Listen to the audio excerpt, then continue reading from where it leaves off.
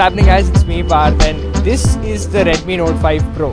And there is clearly a lot of demand for this one. I've been asked by strangers about this in train. I've been asked about this by my classmates. Why is this so similar to the iPhone 10? And then I've been also getting Instagram messages all the time asking me when I'll be covering this device and what do I think of the other devices in the similar price segment. So this is it. This is basically everything that you would need to know about the Redmi Note 5 Pro, which again is getting out of stock in less than a second apparently.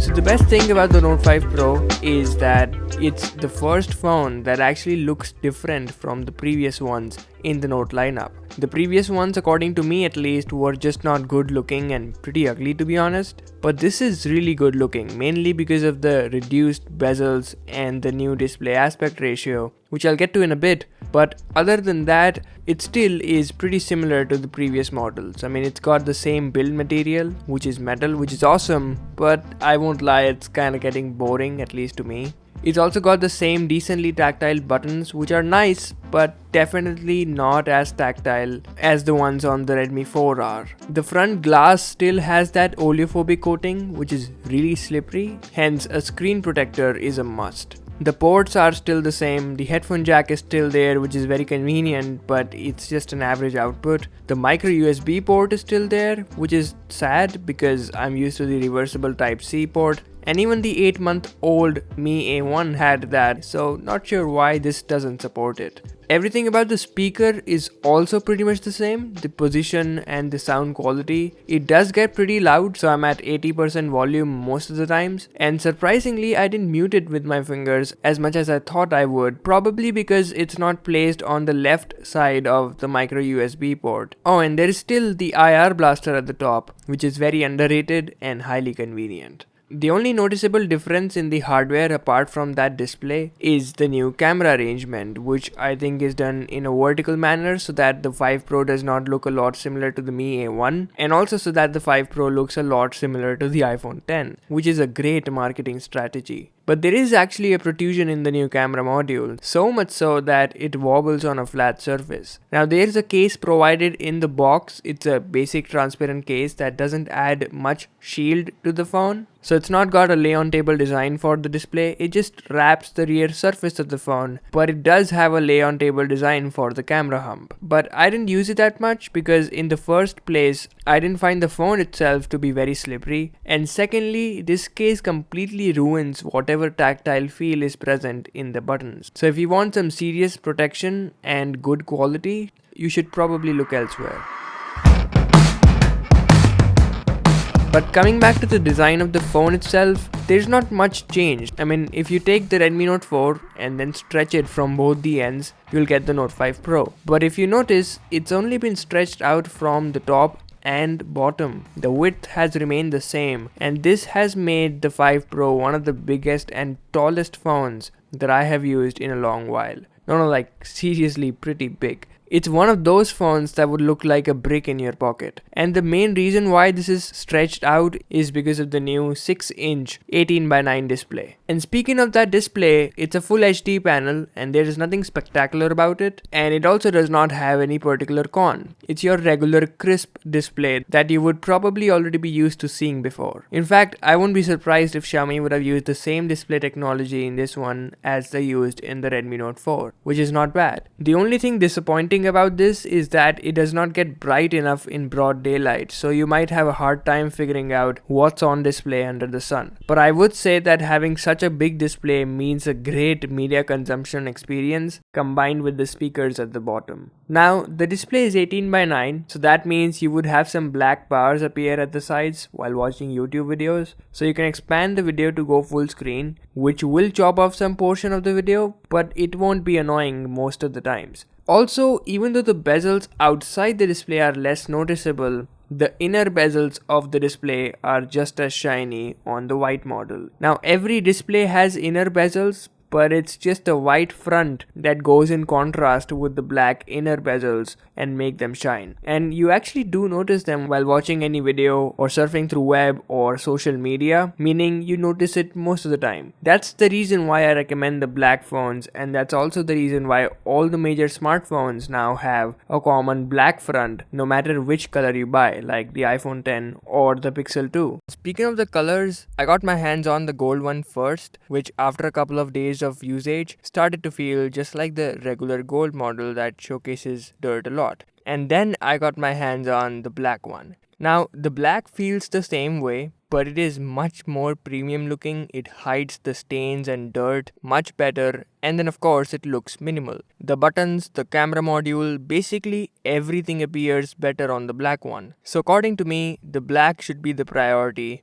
Every other color is just variety. But anyways, moving on, if you think about it, the hardware department is really something that most of the manufacturers have figured out, at least in the budget segment. I mean, now there is a set path to making a good looking budget phone, and that is by using premium build materials, that is mostly metal, and now using 18:9 displays to get that pseudo bezel-less look. So I really think that it's the software that these companies and their products differ the most by, and over here it's MIUI, which is still the same, now just on a bigger screen. Unfortunately, there are no extra set of features for such a big display or the new aspect ratio. One that I would have loved to see would be something like reachability on iOS that brings half of the display downwards, because it's just a huge phone. But then the biggest advantage of MIUI is just how smooth and simple it is. It's not very heavy and hence not very laggy. I mean, if you're a quick user, meaning you are really fast at using a phone and giving commands, this probably won't slow you down. There are also some handy features built in, like screen recording, which is carried out at a great frame rate, so it's not laggy. Then there are the little things, like in the default Messages app, if you are making a transaction and you receive an OTP, it recognizes it and gives you an option to copy that so that you won't have to memorize, which is one of the most convenient features that I've seen in a while. But other than that, there are also some issues, like when you get some notifications, the status bar does not show you which app the notifications are. All it shows are 3 dots symbolizing notification, so you always have to swipe down to find out which app it is. It's always suspenseful.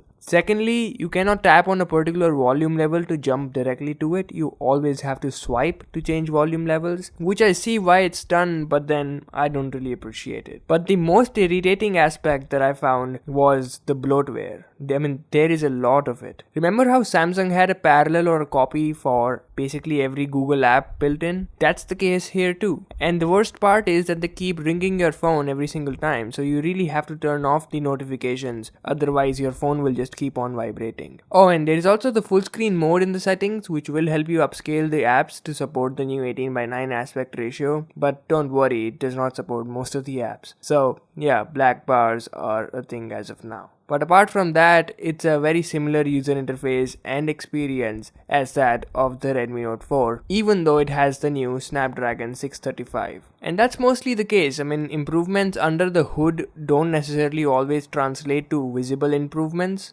And that's not a bad thing at all, because it still is a great machine to carry out basically everything that you would want it to. You could multitask because it's got pretty decent background app refresh. You can also have LTE toggled on all the time, and this won't get hot, which is awesome. In fact, the only way you would be able to heat this up is by accidentally leaving the camera app open for a few minutes. That's when it gets insanely hot. I actually had set up a shortcut to open the camera app by double pressing the power button, and a lot of times it happened accidentally, so don't set that shortcut.